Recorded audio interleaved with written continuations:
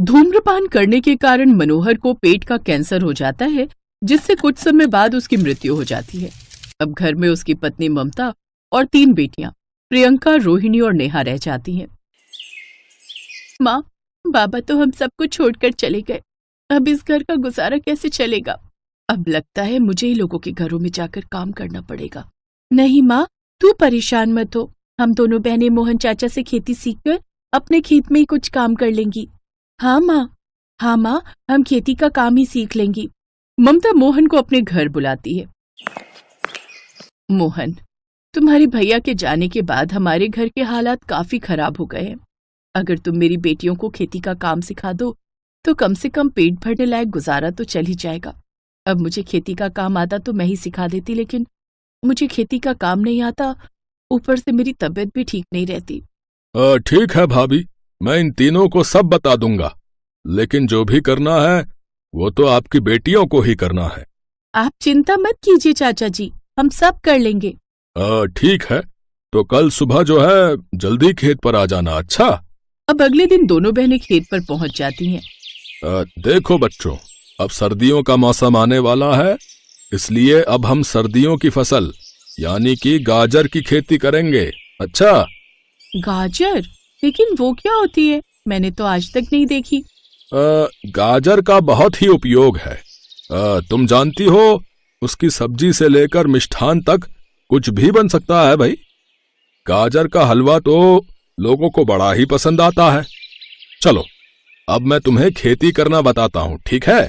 फिर तीनों बहनों ने पूरे मन से खेती का काम सीखा और दिन रात कड़कड़ाती ठंड में कड़ी मेहनत से तीनों बहनों ने मिलकर खेत में काम किया। लेकिन एक दिन अचानक सबसे छोटी बेटी की तबीयत काफी खराब हो गई और वो बेहोश होकर खेत में गिर गई।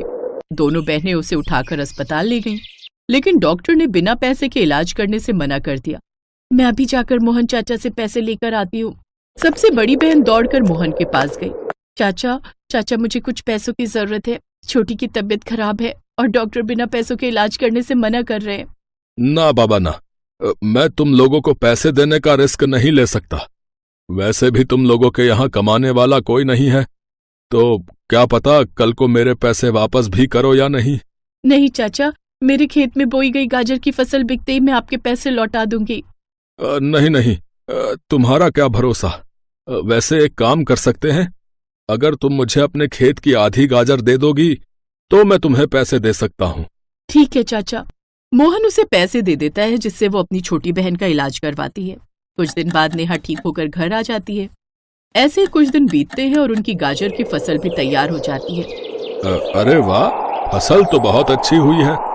तुम सबने बहुत अच्छी मेहनत की। इतनी अच्छी गाजर की फसल से तुम्हारी अच्छी कमाई होगी। जब से आपने गाजर के हलवे के बारे में बताया है ना चाचा, तब से नेहा गाजर का हलवा मांगती है, इसलिए सबसे पहले उसे इन गाजर का हलवा बनाकर खिलाऊंगी। क्या आप गाजर का हलवा बनाना एक बार मुझे सिखा देंगे? फिर मैं खुद ही बना लिया करूंगी। गाजर का हलवा? नहीं, ये गाजर तो हमने बेचने के लिए रखी है, और जानती भी हो गाजर के हलवे में पड़ने वाला सामान कितना महंगा आता है भाई। तुम गरीबों के बस की बात नहीं है गाजर का हलवा खाने की, समझे? लेकिन चाचा। अरे बस अब बेकार की बहस मत करो भाई। बेचारी प्रियंका कुछ नहीं कह पाती। अगले दिन मोहन जाकर वो सब गाजर मंडी में बेच देता है, जहाँ उसे उसके अच्छे दाम मिल जाते हैं। शाम को वो ममता के पास जाता है। ये लो भाभी आपके पैसे, और ये वाले मेरे हिस्से के पैसे।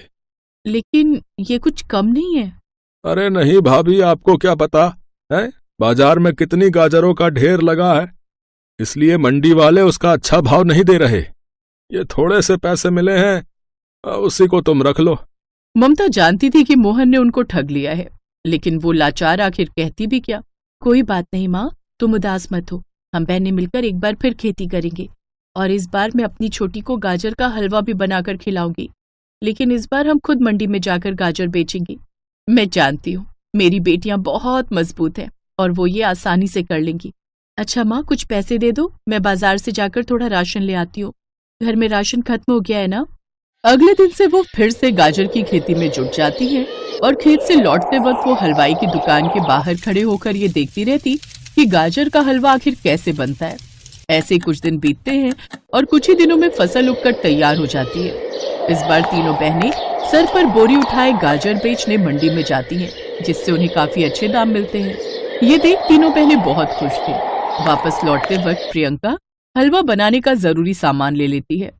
घर आकर इतने सारे पैसे देखकर उनकी माँ भी बहुत खुश होती है। अब मैं आज हम सब के लिए गाजर का हलवा बनाऊंगी। प्रियंका बड़ी सी कढ़ाई को चूल्हे पर चढ़ाकर बाजार से लाए हुए देसी घी में उस गाजर को भूनती है। साथ ही उसमें दूध और ड्राई फ्रूट्स और खोआ भी डाल देती है। पूरे घर में गाजर के हलवे की महक फैल जाती है। कुछ ही देर बाद वो हलवा बनकर तैयार हो जाता है। वाह दीदी, कितना स्वादिष्ट होता है ये गाजर का हलवा। सच में ये तो बड़ा ही मजेदार है प्रियंका। जब नई नई शादी हुई थी तब तेरे बाबा ने एक बार बाजार से लाकर खिलाया था। उस दिन के बाद आज खा रही हूँ बिटिया। लेकिन सच कहूँ तो ये तो बाजार वाले हलवे से भी बहुत अच्छा बना है। दीदी, क्यों ना हम बाजार में भी ये हलवा बनाकर बेचे। उस दिन देखा था उस आदमी के ठेले पर कितनी भीड़ थी। इससे हमारी कमाई और भी बढ़ जाएगी। अब वो खेती के साथ साथ ठेले पर हलवा बेचने का भी काम करती हैं, जिससे उनकी आमदनी अब और भी बढ़ जाती है। उनकी तरक्की देख मोहन अंदर ही अंदर जलता रहता है, लेकिन सिवाय पछतावे के उसके पास और कोई चारा भी नहीं था।